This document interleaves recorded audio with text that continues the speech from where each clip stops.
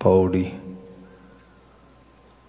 दर मंगत जाचै दान, हर दीजै कृपा कर।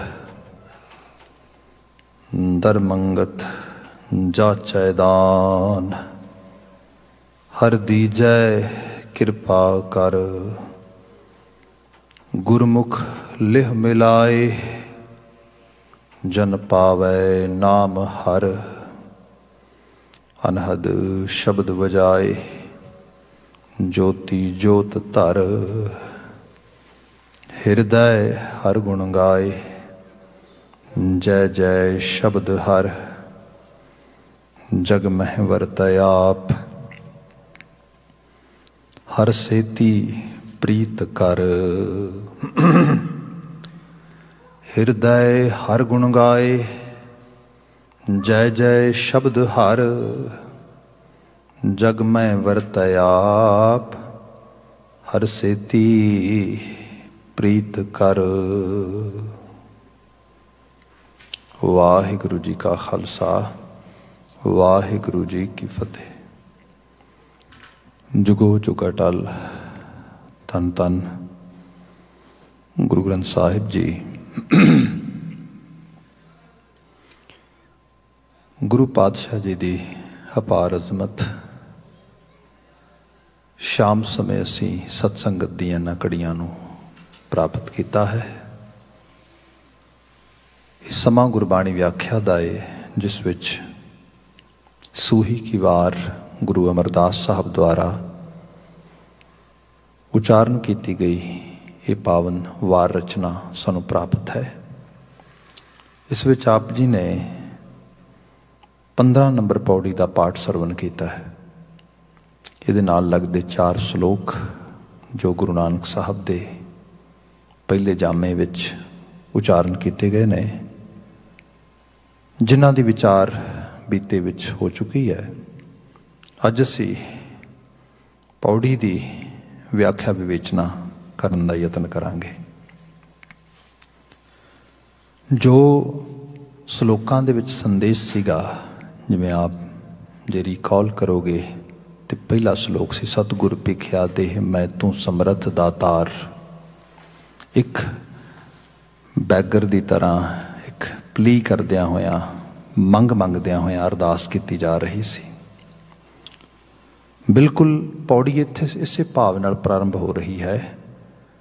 दर मंगत जाचै दान, हर दीजै कृपा कर। दर मंगत तेरे दर ते खड़ा होया मंगता, दी जाचै दान याचना करता है। याचना का मतलब ये होंदा है अरजोई करनी। बड़े कह लो कि बड़े वीपिंग साइड दे विच, बड़े रुदनमयी हालत दे अंदर किसी तो कोई चीज़ मंगनी, उस रूप दे विच क्या हर दीजै कृपा कर। तो मेरा जोर कोई नहीं, तेरे ते है। जो तू तरस करेगा, जिन्हों असीं कंपैशन कहने, काइंड हार्टनैस कहने, तो हो सकता है तू मैनू ये दात ये दान दे दे। हुण पंक्ति दे सिंपल ट्रांसलेशन तो असीं सुन लई। एक्चुअल लैवल ते इहदा भाव की है, इनू इस तरीके नाल जानना। बच्चियां नूं अज दी तारीख दे विच ते असीं सारे गुरु दे बच्चे हाँ, रब दे बच्चे हाँ, इस तरह जाणीए। ते परिवारां दे विच असीं अगां अपणियां जनरेशनस पालदे हाँ। अमेरिकन जिहड़े बिहेवियरिस्ट हैगे ने, खास करके नॉर्थ अमेरिका दे स्कॉलर्स, वो कई बार इहो जिहियां चीज़ां यूज़ करदे। वो कहिंदे कि जे बच्चियां नूं एटलीस्ट जिवें असीं कहने रोर करना, kids roar most of the time.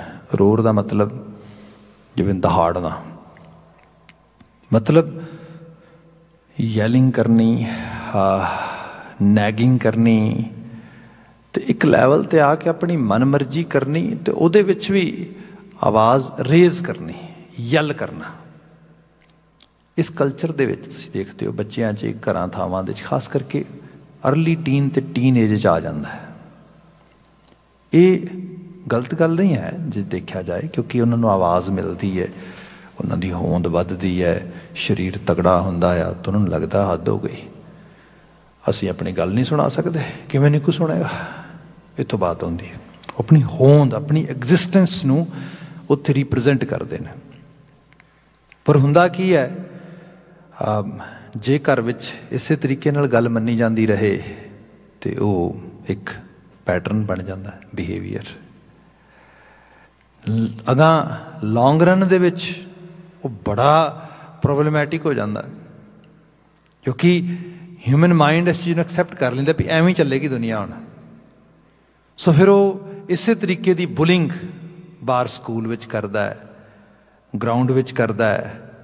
ਤੇ ਫਿਰ ਦੇਖੋ ਨਾ, ਹਰ ਵਕਤ ਐਵੇਂ ਨਹੀਂ ਚੱਲ ਸਕਦੇ। ਅਗਲੇ ਪਾਸਿਓਂ ਕਈ ਵਾਰੀ ਕਿਸੇ ਨਾ ਕਿਸੇ ਕਿਸਮ ਦੀ ਰਜਿਸਟੈਂਸ ਵੀ ਆਉਂਦੀ ਹੈ। ਇੱਥੋਂ ਫਿਰ ਆਪਣੇ ਸਾਊਥ ਏਸ਼ੀਅਨ ਬੱਚਿਆਂ ਦਾ ਤੁਸੀਂ ਜਿਹੜਾ ਹਾਲ ਦੇਖਦੇ ਹੋ, ਗੈਂਗਵਾਰ ਹੋ ਜਾਣੀ ਤੇ ਸਭ ਚੀਜ਼ਾਂ ਹੋ ਜਾਣੀ, ਜੇ ਤੁਸੀਂ ਡੀਪ ਲੈਵਲ 'ਤੇ ਦੇਖੋਗੇ ਨਾ, ਵਿੱਚੋਂ ਕੱਢਣ ਪਾਉਣ ਨੂੰ ਕੁਛ ਵੀ ਨਹੀਂ। Why these kids are actually fighting. ਕੋਈ ਮੇਜਰ ਇਸ਼ੂ ਮਿਲੇਗਾ ਤੁਹਾਨੂੰ? ਕਈ ਵਾਰ ਨਹੀਂ ਮਿਲਦਾ। ਇਹ ਛੋਟੇ ਬਿਹੇਵੀਅਰਲ ਪ੍ਰੋਬਲਮਸ ਨੇ। ਇਹ ਜਿਹੜੀ ਚੀਜ਼ ਆ, ਇਸ ਚੀਜ਼ ਨੂੰ ਫਿਰ ਲੌਂਗ ਰਨ ਦੇ ਵਿੱਚ ਬੜਾ ਅਸੀਂ ਮਤਲਬ ਬੜਾ ਇਹਦਾ ਅਫੈਕਟ ਪੈ ਜਾਂਦਾ। ਉਸ ਕਰਕੇ ਜਿਹੜੇ ਨਾਰਥ ਅਮਰੀਕਨ ਬਿਹੇਵੀਅਰਿਸਟ ਉਹ ਇਹ ਕਹਿੰਦੇ ਨੇ, ਰੋਰ ਦੀ ਬਜਾਏ let's teach them to R, little roar.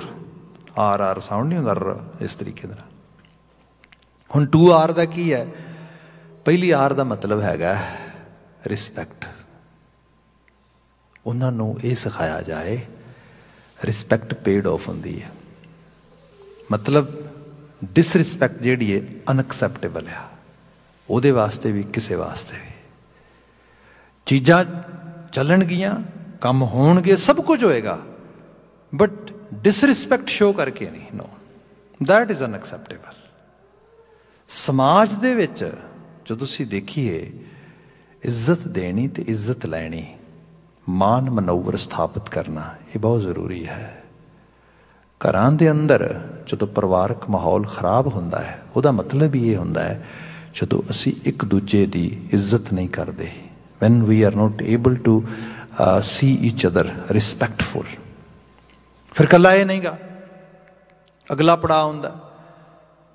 ਫਿਰ ਬੰਦਾ ਜੋ ਮਿਲਿਆ ਆ ਉਹਦੇ ਪ੍ਰਤੀ ਗ੍ਰੇਟਫੁਲ ਨਹੀਂ ਹੁੰਦਾ, ਉਹਨੂੰ ਵੀ ਰਿਸਪੈਕਟ ਨਹੀਂ ਕਰਦਾ। ਫਿਰ ਇਕੱਲਾ ਹੀ ਨਹੀਂ, ਜਿਹਨੇ ਦਿੱਤਾ ਆ ਉਹਦੇ ਪ੍ਰਤੀ ਵੀ ਫਿਰ ਰਿਸਪੈਕਟ ਨਹੀਂ ਰਹਿ ਜਾਂਦੀ। ਫਿਰ ਹੋਰ ਇਸ ਤੋਂ ਹੀ ਨੈਕਸਟ ਲੈਵਲ ਆ ਜਾਂਦਾ ਆ। ਬੰਦਾ ਸਭ ਤੋਂ ਬੇਸ਼ਕੀਮਤੀ ਚੀਜ਼ ਜ਼ਿੰਦਗੀ ਦੇ ਵਿੱਚ, ਜਿਹਨੂੰ ਅਸੀਂ ਪਤਾ ਕੀ ਕਹਿੰਦੇ ਆ, that is a synonym of life, time, ਉਹਦੀ ਵੀ ਰਿਸਪੈਕਟ ਨਹੀਂ ਕਰਦਾ। ਫਿਰ ਇਹ ਇੱਕ ਐਸਾ ਬਿਹੇਵੀਅਰ ਆ ਜਿਹੜਾ ਬਿਲਕੁਲ ਬਰਬਾਦੀ ਤੇ ਤਬਾਹੀ ਵਾਲੇ ਪਾਸੇ ਲੈ ਜਾਂਦਾ ਬੰਦੇ ਨੂੰ।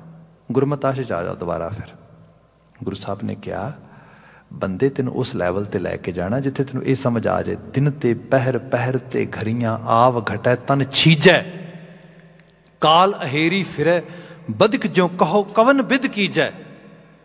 ਕਿਹੜੀ ਵਿਧੀ ਅਡਾਪਟ ਕੀਤੀ ਜਾਏ ਕਿ ਜਿਹੜਾ ਏਡਾ ਵੱਡਾ ਨੁਕਸਾਨ ਮੈਨੂੰ ਹੋ ਰਿਹਾ ਜਾਂ ਹੋ ਸਕਦਾ ਆ, ਮੈਂ ਉਹਦੇ ਤੋਂ ਆਪਣੇ ਆਪ ਨੂੰ ਬਚਾ ਸਕਾਂ। ਨੁਕਸਾਨ ਕੀ ਹੈ ਜੀ? ਦਿਨ ਤੇ ਪਹਿਰ, ਪਹਿਰ ਤੇ ਘਰੀਆਂ। ਬੰਦਾ ਸਮੇਂ ਦੇ ਇੱਕ ਟਾਈਨੀ ਤੋਂ ਟਾਈਨੀ ਮੂਮੈਂਟ ਨੂੰ ਵੀ ਖਰਾਬ ਨਾ ਕਰੇ, ਉਹਦੀ ਵੀ ਰਿਸਪੈਕਟ ਕਰੇ, ਉਸ ਨੂੰ ਵੀ ਸਹੀ ਯੂਜ਼ ਕਰੇ, ਸਹੀ ਇਸਤੇਮਾਲ ਕਰੇ। ਹੁਣ ਇਹ ਜਿਹੜੀਆਂ ਚੀਜ਼ਾਂ ਨੇ, ਆਪ ਇੱਕ ਵਾਰੀ ਫਿਰ ਪੰਕਤੀ ਨੂੰ ਦੇਖ ਲੈਣਾ, ਕਿਉਂਕਿ ਬਹੁਤ ਡੀਪ ਫਿਲਾਸਫੀਕਲ ਸਾਈਡ ਤੇ ਜਦੋਂ ਬਾਤ ਆ ਜਾਂਦੀ ਹੈ।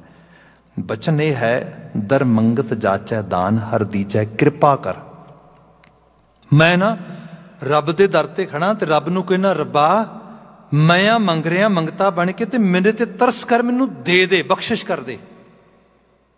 ਪਰ ਸਪੋਜ਼ ਹੁਣ ਥੋੜੇ ਜਿਹੇ ਲੈਵਲ ਤੇ ਦੇਖੋ, ਰੱਬ ਮੈਨੂੰ ਦੇ ਦੇ, ਮੈਂ ਕੀ ਮੰਗਾਂਗਾ? ਮੈਂ ਪਦਾਰਥ ਮੰਗਾਂਗਾ, ਕੋਈ ਪੋਜੀਸ਼ਨ ਮੰਗਾਂਗਾ ਸੰਸਾਰ ਦੀ, ਕੋਈ ਪੋਜੈਸ਼ਨ, ਕੋਈ ਐਨੀ ਕਾਈਂਡ ਆਫ ਥਿੰਗਸ।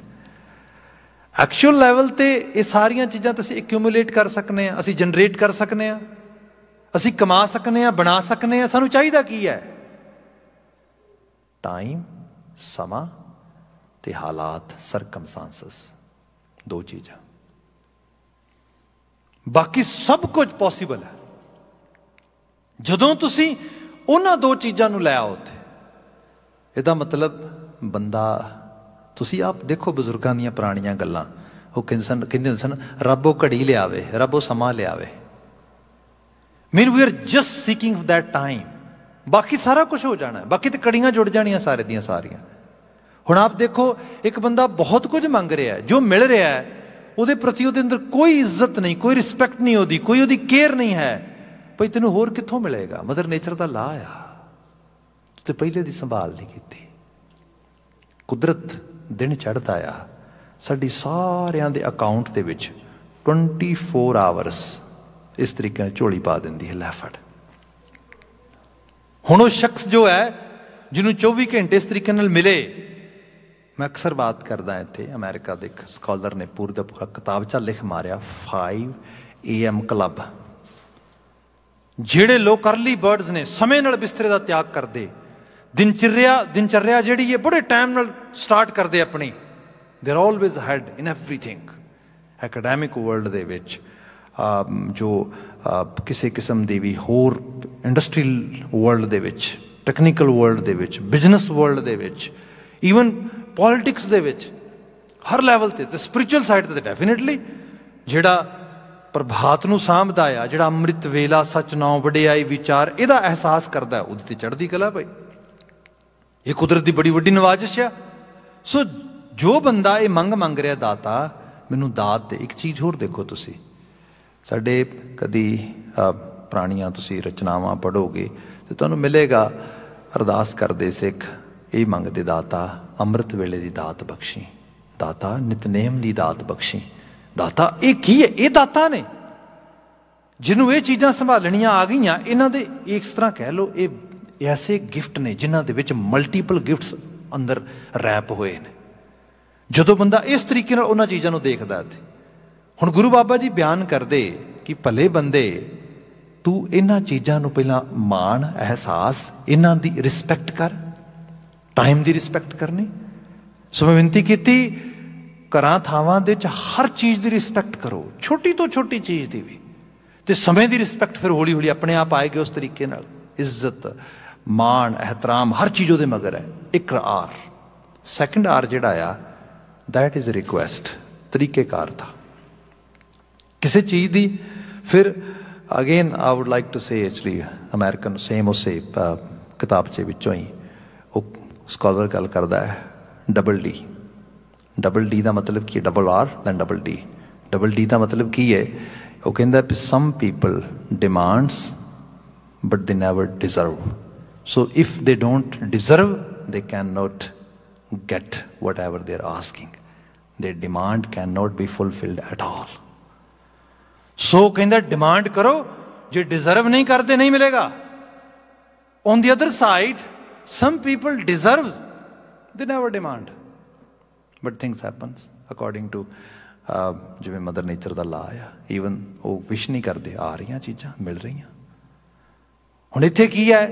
इत्थे है भाई रिक्वेस्ट, भाई तुसी किसी चीज़ नूं प्राप्त कर सकते हो, पर उहदा करन दा, कहण दा एक प्रॉपर ढंग है, तरीका आ, तुसी उस तरीकेकारता नूं फॉलो करो।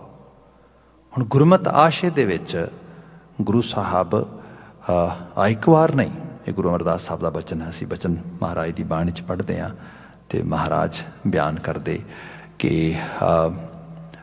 जन नानक मांगै धूड़, ये दास नानक उन्हां दे चरनां दी धूड़ मंगदा आ। किते जिनके चोले रतड़े प्यारे कंत तिना के पास, धूड़ तिना की जे मिले जी, कहो नानक की अरदास। इस नानक की एक अरदास है। अरदास की है? जिन्हां दे चोले रत्ते गए ने। चोले का मतलब बहरूनी चोगा नहीं गा, जीवन का चोला, जिन्हां दे जीवन च कुछ रस्ता, कुछ गुण, कुछ इहो जी चढ़दी कला का रंग आ, उन्हां दे चरनां दी खाक हो जावां, खाक मिल जाए, इहो जिहियां मंगां गुरु साहब मंग रहे। इसदा मतलब यह है चंगेरियां दी सोबत मिले।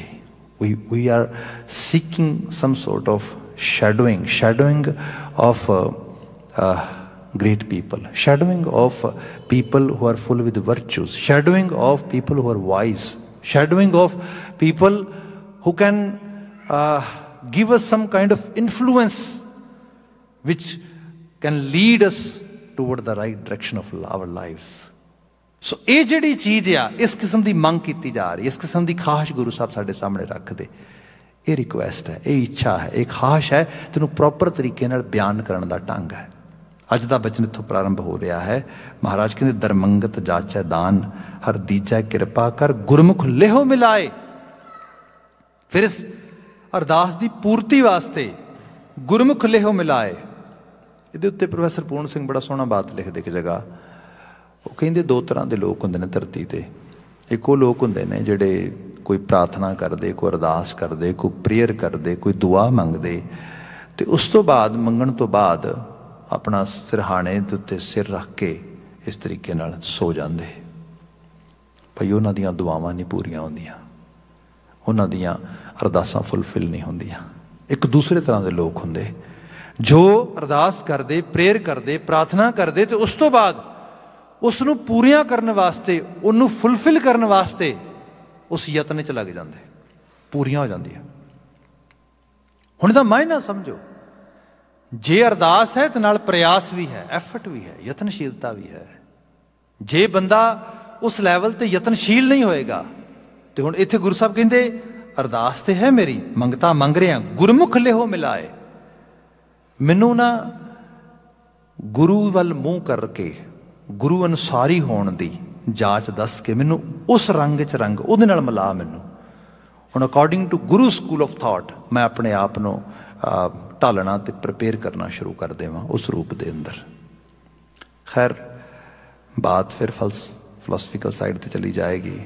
Light me put it in a kind of example, in metaphor, story type metaphor ਦੇ ਵਿੱਚ।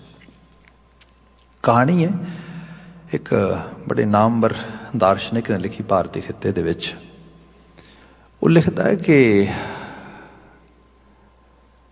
ਕੋਈ ਮੁਸਲਮਾਨ ਬੜਾ ਵਧੀਆ ਕਹਿ ਲਓ ਕਿ ਮੂਰਤੀ ਘੜ ਆਇਆ, ਬੜਾ ਵਧੀਆ ਮੁਸੱਵਰ ਹੈ, ਬੜਾ ਵਧੀਆ ਚੜਾਇਆ, ਉਸ ਤਰੀਕੇ ਨਾਲ ਮੂਰਤੀ ਘੜਨ ਵਾਲਾ ਆ। ਅਤੇ ਉਹ ਇੱਕ ਸੜਕ 'ਤੇ ਖੜਾ, ਮਤਲਬ ਜਿਵੇਂ ਫੜੀਆਂ ਲਾਉਂਦੇ ਨੇ ਸੜਕ 'ਤੇ, ਆਪਣੇ ਪੱਥਰ ਤਰਾਸ਼ ਕੇ ਰੱਖਦਾ, ਵੱਖਰੀਆਂ ਵੱਖਰੀਆਂ ਮੂਰਤੀਆਂ ਬਣਾਉਂਦਾ, ਸ਼ਕਲਾਂ ਸੂਰਤਾਂ ਬਣਾਉਂਦਾ। ਲੋਕ ਖਰੀਦਦੇ, ਪੁਰਾਣੇ ਸਮੇਂ ਦੀ ਗੱਲ ਹੋਏਗੀ, ਆਨੇ 2 ਆਨੇ 4 ਆਨੇ, ਜਾਂ 2 ਰੁਪਏ 4 ਰੁਪਏ 5 ਰੁਪਏ 10 ਰੁਪਏ ਦੀ ਲੋਕ ਲੈ ਜਾਂਦੇ। ਉਹਨੇ ਇੱਕ ਬੜੀ ਮਿਹਨਤ ਕਰਕੇ ਆਦਮ ਕੱਦ ਇੱਕ ਮੂਰਤੀ ਬਣਾਈ, ਬਹੁਤ ਵਧੀਆ ਨੈਣ ਨਕਸ਼ ਬਣਾ ਕੇ ਸਭ ਚੀਜ਼ਾਂ ਸੜਕ 'ਤੇ ਰੱਖੀ, ਜਿਹਨੂੰ ਵੇਖ ਕੇ ਅਕਸਰ ਲੰਘਣ ਵਾਲੇ, ਆਉਣ ਜਾਣ ਵਾਲੇ ਲੋਕ ਬੜੇ ਪ੍ਰਭਾਵਿਤ ਹੁੰਦੇ ਅਤੇ ਫਿਰ ਉਹਦਾ ਉੱਥੋਂ ਸਮਾਨ ਖਰੀਦਦੇ। ਇੱਕ ਦਿਨ ਕੀ ਹੋਇਆ ਕਿ ਇੱਕ ਬੜਾ ਧਨਾੜ ਸ਼ਾਹੂਕਾਰ ਉਹਦੀ ਸੜਕ ਦੇ ਅੱਗੋਂ ਲੰਘ ਰਿਹਾ ਹੈ ਮੋਟਰ ਕਾਰ ਦੇ ਵਿੱਚ। ਉਹਨੇ ਦੇਖਿਆ ਬੜੀ ਕਮਾਲ ਦਾ ਇੱਕ ਬੁੱਤ ਤਰਾਸ਼ਿਆ ਹੈ। ਉਹਨੇ ਡਰਾਈਵਰ ਨੂੰ ਕਿਹਾ ਗੱਡੀ ਰੋਕ, ਬੈਕ ਕਰ। ਡਰਾਈਵਰ ਬੈਕ ਕਰ ਲਿਆ, ਥੱਲੇ ਉਤਰਿਆ। ਉਹਨੇ ਦੇਖਿਆ ਕਿਆ ਬੁੱਤ ਬਣਕੜਿਆ ਹੈ ਕਮਾਲ ਦਾ। ਉਹ ਬੁੱਤ ਘਾੜੇ ਕੋਲ ਚਲਾ ਗਿਆ, ਉਹਨੂੰ ਕਹਿੰਦਾ ਵੀ ਸੱਜਣਾ ਮੈਂ ਖਰੀਦਦਾਰ ਹਾਂ, ਤੂੰ ਕਹਿੰਦਾ ਦੱਸੋ ਕੀ ਚਾਹੀਦਾ। ਕਹਿਣ ਲੱਗਾ ਬੁੱਤ ਚਾਹੀਦਾ। ਉਹ ਕਹਿਣ ਲੱਗਾ ਜੀ ਇਟਸ ਨੋਟ ਫॉर ਸੇਲ, ਇਹ ਨਹੀਂ ਵਿਕੇਗਾ। ਉਹ ਕਹਿੰਦਾ ਰੀਜ਼ਨ ਵੀ ਤਾਂ ਹੋਏਗਾ। ਕਹਿੰਦਾ ਜੀ ਇਹਨੂੰ ਵੇਖ ਕੇ ਤੁਸੀਂ ਰੁਕੇ ਹੋ, ਅਤੇ ਇਕੱਲੇ ਤੁਸੀਂ ਨਹੀਂ, ਬੜੇ ਲੋਕ ਰੁਕਦੇ ਨੂੰ ਵੇਖ ਕੇ, ਇਹਦੇ ਨਾਲ ਤਾਂ ਸਾਰੀ ਦੁਕਾਨਦਾਰੀ ਚੱਲਦੀ ਹੈ। ਸ਼ਾਹੂਕਾਰ ਵਾਕਿਆ 'ਚ ਕਾਫੀ ਰਿਚ ਪਰਸਨ ਸੀਗਾ। ਉਹ ਕਹਿੰਦਾ ਅੱਛਾ ਕਿੰਨੇ ਕਮਾ ਲੈਣਾ ਸਵੇਰ ਤੋਂ ਸ਼ਾਮ ਤੱਕ। ਉਹ ਆਪਣੇ ਕੈਲਕੂਲੇਸ਼ਨ ਕਰਕੇ ਉਹਨੇ ਕਿਹਾ ਇੰਨੀ ਦਿਹਾੜੀ ਬਣ ਜਾਂਦੀ ਹੈ। ਕਹਿੰਦਾ ਠੀਕ। ਉਮਰ ਕਿੰਨੀ ਹੈ ਤੇਰੀ? ਉਹਨੇ ਦੱਸਿਆ ਇੰਨੇ ਕੁ ਸਾਲ। ਕਿੰਨੇ ਸਾਲ ਹੋਰ ਜੀਏਗਾ? ਕਹਿੰਦਾ ਤੇ ਖੁਦਾ ਨੂੰ ਪਤਾ। ਕਹਿੰਦਾ ਫਿਰ ਵੀ ਯਤਨ, ਜਿਹਨੂੰ ਕਹਿੰਦੇ ਅਜ਼ਿਊਮ ਕਰਨਾ, ਅਜ਼ੰਪਸ਼ਨ ਕਰਦੇ ਹਾਂ। ਬਾਪ ਕਿੰਨੇ ਸਾਲ ਜੀਆ ਸੀ ਤੇਰਾ? ਉਮਰ ਦੇ ਕੈਲਕੂਲੇਸ਼ਨ ਕੀਤੀ, ਇੰਨੇ ਸਾਲ, ਇੰਨੇ ਰੋਜ਼ ਦੇ ਬਣਾਏਗਾ, ਘੱਟ ਤੋਂ ਘੱਟ ਇੰਨਾ ਪੈਸਾ ਕਮਾਏਗਾ ਮਿਹਨਤ ਕਰਕੇ ਇਸ ਮੂਰਤੀ ਨੂੰ ਦੇਖਦੇ ਕਿ ਲੋਕ ਤੇਰੇ ਕੋਲ ਆਉਣਗੇ। ਹਾਂ ਬੋਟ ਤੂੰ ਇਹ ਸਾਰਾ ਕੰਮ ਵੀ ਕਰਦਾ ਨੇ, ਪੈਸੇ ਵੀ ਕਮਾਉਂਦਾ ਰਹੇ, ਇਹੋ ਜਿਹੀ ਸ਼ਕਲ ਸੂਰਤ ਵਾਲੀ ਮੂਰਤੀ ਹੋਰ ਵੀ ਬਣਾ ਲੈਣਾ ਤੂੰ, ਜਿੰਨੇ ਤੂੰ ਸਾਰੀ ਉਮਰ 'ਚ ਕਮਾਉਣੇ ਨੇ ਮੈਂ ਤੈਨੂੰ ਉਹਨੇ ਦੇ ਦੇਣਾ, ਲੈ ਫੜ ਮੂਰਤੀ ਮੈਨੂੰ ਦੇ ਦੇ। ਉਹ ਬੜਾ ਹੈਰਾਨ ਹੋਇਆ, ਕਹਿੰਦਾ ਵਾਕਈ 'ਚ ਨੇ ਚੋਇਸ ਕੋਈ ਨਹੀਂ ਛੱਡੀ। ਕਹਿੰਦਾ ਗੱਲ ਇਹ ਹੈ ਵੀ ਮੂਰਤੀ ਤੇ ਹੁਣ ਮੈਂ ਤੈਨੂੰ ਦੇ ਦਿਆਂ, ਮੇਰਾ ਚਿੱਤ ਕਰਦਾ ਆ, ਪਰ ਮੈਂ ਮਿਹਨਤ ਬਹੁਤ ਕੀਤੀ। ਤੂੰ ਦੇਖ ਕਈ ਵਰਿਆਂ ਦੀ ਮਿਹਨਤ ਹੈ ਮੇਰੀ, ਇਹਨੂੰ ਵੇਖ ਵੇਖ ਕੇ ਮੈਨੂੰ ਵੀ ਬੜੀ ਖੁਸ਼ੀ ਮਿਲਦੀ ਹੈ ਵੀ ਮੈਂ ਇਹੋ ਜਿਹਾ ਕਾਰੀਗਰ ਇਹੋ ਜਿਹਾ ਕੰਮ ਕਰਦਾ। ਤੇ ਇਸ ਕਰਕੇ ਮੁਸ਼ਕਲ ਤੇ ਬਹੁਤ ਹੈ, ਪਰ ਫਿਰ ਵੀ ਤੂੰ ਇੰਨੇ ਪੈਸੇ ਪੇ ਕਰ ਰਿਹਾ, ਤੈਨੂੰ ਪੁੱਛ ਸਕਦਾ ਇਹਦਾ ਕੀ ਕਰਨਾ ਹੈ? ਕਹਿਣ ਲੱਗਾ ਕਰਨਾ ਇਹ ਹੈ, ਕਿਸੇ ਦਿਵਾਲਿਆ ਦੀ ਕਿਸੇ ਮੰਦਰ ਦੀ ਉੱਥੇ ਉਹਦੇ ਉਦਘਾਟਨ ਤੇ ਜਾ ਰਿਹਾ, ਉਹਦੇ ਅਨੁਸ਼ਠਾਨ ਵਾਸਤੇ ਜਾ ਰਿਹਾ, ਇਹ ਨਾਲ ਲੈ ਜਾਵਾਂਗਾ, ਇਹਨੂੰ ਉੱਥੇ ਸਥਾਪਿਤ ਕਰਾਂਗਾ ਜਾ ਕੇ। ਇੱਥੇ ਤੇ ਮਿੱਟੀ ਪਈ ਹੈ, ਧੂੜ ਪਈ ਹੈ, ਉੱਥੇ ਨੂੰ ਹਜ਼ਾਰਾਂ ਹਜ਼ਾਰਾਂ ਲੋਕ ਮੱਥਾ ਟੇਕਿਆ ਕਰਨਗੇ, ਰੋਜ਼ ਸਲਾਮਾਂ ਕਰਨਗੇ, ਰੋਜ਼ ਸਿਜਦੇ ਕਰਨਗੇ। ਕਮਾਲ ਨਹੀਂ ਹੋ ਜਾਏਗੀ? ਦੇਖ ਤੂੰ ਕਮਾਲ, ਤੇਰੇ ਹੱਥਾਂ ਦਾ ਜਾਦੂ ਕਿੰਨਾ ਚੱਲੇਗਾ ਇਸ ਤਰੀਕੇ ਨਾਲ। ਇਸ ਕਰਕੇ ਘਬਰਾ ਨਾ, ਇਹਨੂੰ ਬੜੀ ਵਧੀਆ ਜਗ੍ਹਾ ਤੇ ਰੱਖਾਂਗਾ।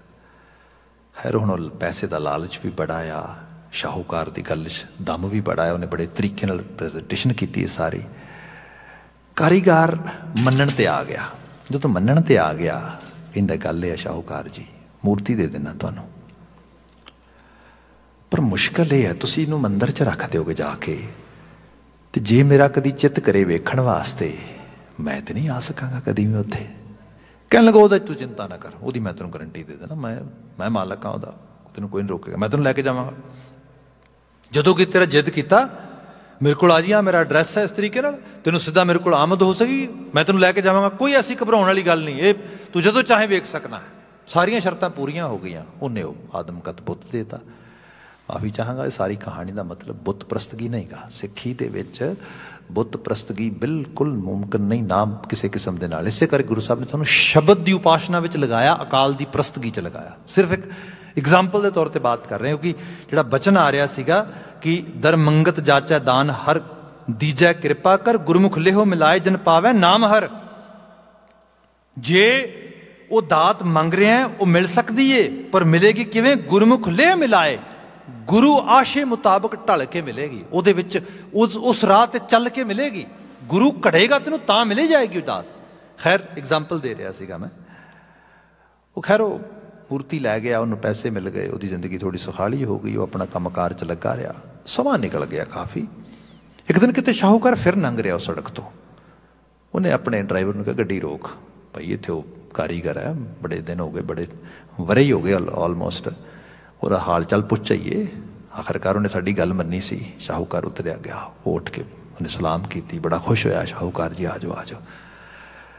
ਖੈਰ ਦੋ ਚਾਰ ਗੱਲਾਂ ਹੋਈਆਂ। ਕਹਿਣ ਲੱਗਾ ਸ਼ਾਹੂਕਾਰ ਜੀ ਤੁਸੀਂ ਇੱਕ ਵਾਅਦਾ ਕੀਤਾ ਸੀ। ਕਹਿੰਦਾ ਯਾਦ ਹੈ, ਅੱਜ ਵੀ ਯਾਦ ਹੈ, ਤੈਨੂੰ ਜਦੋਂ ਚਾਹੇਗਾ ਤੈਨੂੰ ਮੂਰਤੀ ਵਿਖਾ ਲਿਆਵਾਂਗਾ। ਕਹਿਣ ਲੱਗਾ ਹਾਂ। ਕਹਿਣ ਲੱਗਾ ਬਸ ਅੱਜ ਇਸੇ ਵਾਸਤੇ ਰੁਕਿਆ ਵਾਂ, ਚੱਲ ਤੈਨੂੰ ਵਿਖਾ ਕੇ ਲਿਆਵਾਂ। ਇੱਥੇ ਮਿੱਟੀ ਪਈ ਸੀ, ਧੂੜ ਪਈ ਸਵੇਰ ਤੋਂ ਸ਼ਾਮ ਤੱਕ, ਦੇਖ ਉਹਨੂੰ ਕਿੱਥੇ ਸਥਾਪਿਤ ਕੀਤਾ ਆ। ਹਜ਼ਾਰਾਂ ਹਜ਼ਾਰਾਂ ਸਿਰ ਲਾਈਨਾਂ ਲਾ ਕੇ ਖੜ੍ਹਦੇ ਨੇ ਉਹਨੂੰ ਮੱਥਾ ਟੇਕਣ ਵਾਸਤੇ। ਖੈਰ ਉਹ ਲੈ ਆਇਆ ਉਹਨੂੰ ਨਾਲ, ਉਹ ਮੰਦਰ ਲੈ ਕੇ ਗਿਆ। ਜਦੋਂ ਲੈ ਗਿਆ ਤੇ ਉਹ VIP ਐਕਸੈਸ ਹੈ ਉਹਦੇ ਵਾਸਤੇ, ਕਿਉਂਕਿ ਉਹ ਮਾਲਕ ਹੈ ਉਹ ਸਾਰੀ ਸੰਸਥਾ ਦਾ।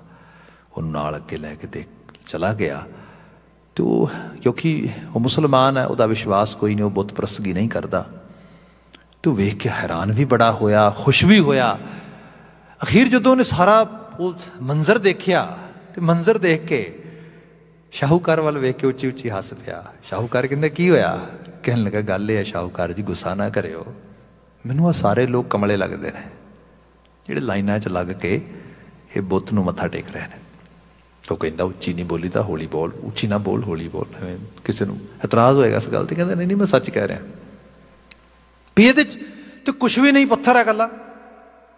ਜਿਹਦੀ ਖਾਸੀਅਤ ਹੈ, ਜਿਹਦੀ ਕਮਾਲ ਹੈ, ਜਿਹਨੇ ਕੋਈ ਕਰਾਮਾਤ ਦਿਖਾਈ ਉਹ ਤੇ ਹੱਥ ਨੇ ਆ।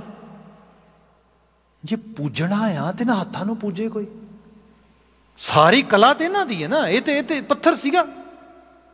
ਖੈਰ ਇਹੋ ਜਿਹੀਆਂ ਗੱਲਾਂ ਕਰ ਰਿਹਾ ਹੈ ਸ਼ਾਹੂਕਾਰ, ਉਹਦੀ ਗੱਲ ਸੁਣ ਰਿਹਾ ਹੈ ਤੇ ਸ਼ਾਹੂਕਾਰ ਉਹਦੀ ਗੱਲ 'ਚ ਹਾਂ 'ਚ ਹਾਂ ਮਿਲਾਈ ਜਾਂਦਾ ਹੈ।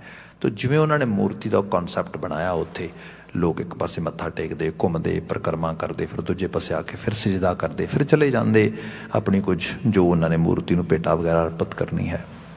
ਉਸੇ ਤਰੀਕੇ ਨਾਲ ਉਸ ਸ਼ਾਹੂਕਾਰ ਨੇ ਉਹਨੂੰ ਸਰਕਲ 'ਚ ਘੁਮਾਇਆ, ਉਸ ਕਾਰੀਗਰ ਨੂੰ, ਤੇ ਜਿੱਥੋਂ ਲੋਕ ਐਗਜ਼ਿਟ ਕਰਦੇ ਸੀ ਉੱਥੇ ਲੈ ਆਇਆ। ਜਦੋਂ ਲੈ ਆਇਆ ਤੂੰ ਕੀ ਦੇਖਦਾ ਹੈ? ਜਿਹੜਾ 2 ਪਲ ਪਹਿਲਾਂ ਸਾਰਿਆਂ ਤੇ ਹੱਸ ਰਿਹਾ ਸੀਗਾ, ਕਟਾਖ ਕੱਸ ਰਿਹਾ ਸੀ, ਵਿਅੰਗ ਕਰ ਰਿਹਾ ਸੀ, ਟੌਂਟਿੰਗ ਹੋ ਰਹੀ ਸੀ, ਉਹੀ ਮੁਸਲਮਾਨ ਮੂਰਤੀ ਘਾੜਾ ਹੁਣ ਕੀ ਹੋ ਰਿਹਾ ਹੈ? ਨਿਕਲਣ ਤੋਂ ਪਹਿਲਾਂ ਉਸ ਮੂਰਤੀ ਦੇ ਸਾਹਮਣੇ ਸਿਜਦੇ 'ਚ ਝੁਕ ਗਿਆ। हुण शाहूकार बड़ा हैरान होया। शाहूकार कहंदा सज्जना अज मैं एक नवा ही मंजर देख रहा।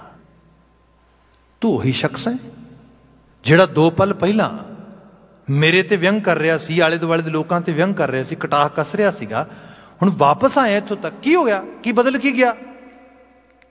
अखां पूंझदा है, कहंदा शाहूकार जी मैं माफ़ी चाहांगा।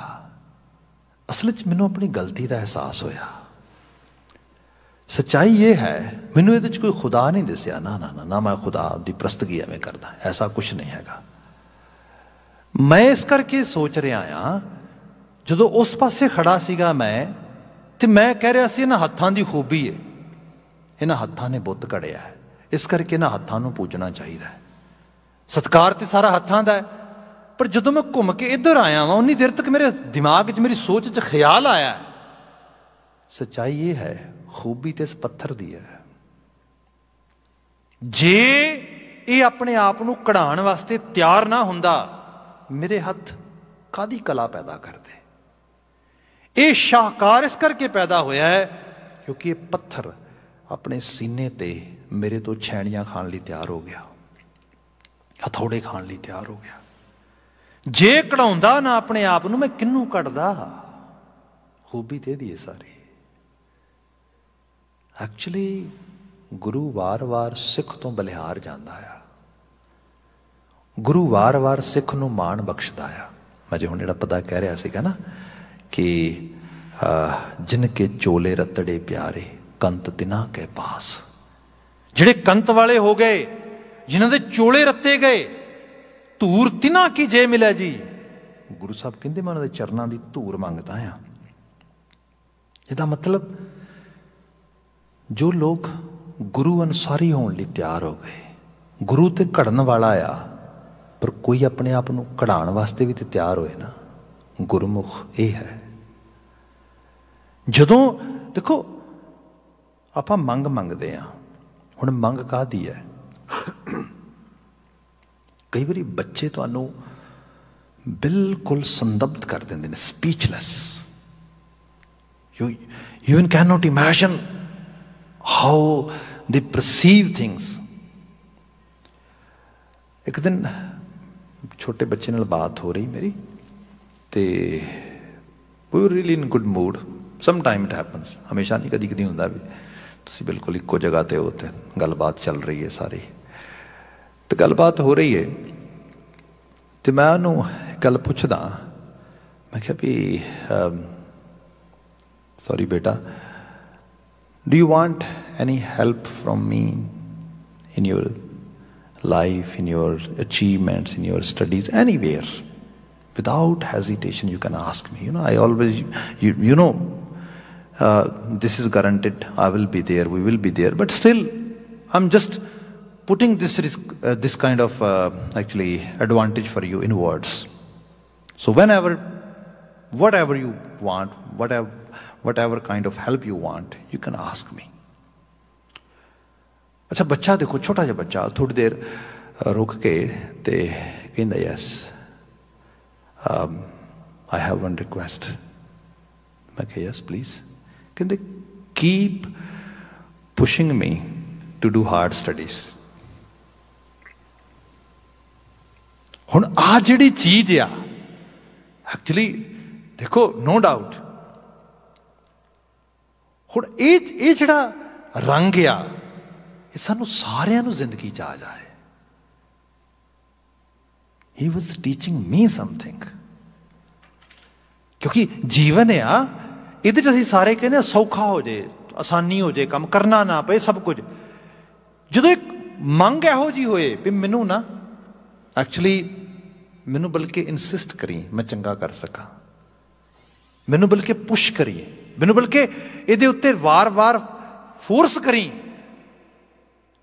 एक्चुअली जो बंदा इहो जी किते मंग मंगन लग जाए गुरु तो, रब तो, दाता चंगे राह ते तोरन वास्ते सरकमस्टांसिस पैदा करें, दाता बुरे राह तो बचाई, दाता वकारां दी दुनिया मेरे लिए नहीं है, दाता मैं चाहां भी वकारां दे राह ते तुरना, दाता तू इहो जे हालात बनाई मैं तुर ना सका।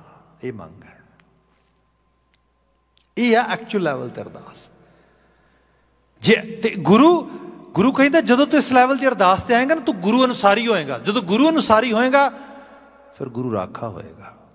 ਜਿੱਥੇ ਗੁਰੂ ਰਾਖਾ ਹੋ ਜਾਏ ਨਾ, ਅਸੀਂ ਬਾਣੀ 'ਚ ਬਚਨ ਪੜ੍ਹਦੇ ਹਾਂ ਕਿ ਰਾਖਾ ਏਕ ਹਮਾਰਾ ਸੁਆਮੀ ਸਗਲ ਘਟਾਂ ਕਾ ਅੰਤਰਜਾਮੀ। ਘਰ ਸੁਖ ਵਸਿਆ, ਬਾਹਰੋਂ ਬੰਦੇ ਨੂੰ ਦੁੱਖ ਮਿਲਦਾ। ਵੈਸੇ ਤੁਸੀਂ ਕਦੀ ਧਿਆਨ ਨਾਲ ਦੇਖਿਓ, most of the time we get some sort of struggle, resistance, some sort of ਜਿਹੜੀ ਹੈਗੀ ਹੈ ਸਾਨੂੰ ਫਰਸਟ੍ਰੇਸ਼ਨ ਮਿਲਦੀ ਹੈ, ਕਿਉਂਕਿ ਸਾਡੀ ਬਾਹਰ ਮਰਜ਼ੀ ਨਹੀਂ ਚੱਲਦੀ। ਉਹ ਭਾਵੇਂ ਰਿਸ਼ਤੇ ਨੇ, ਭਾਵੇਂ ਸੰਬੰਧ ਨੇ, ਭਾਵੇਂ ਸਿਚੁਏਸ਼ਨਸ ਨੇ।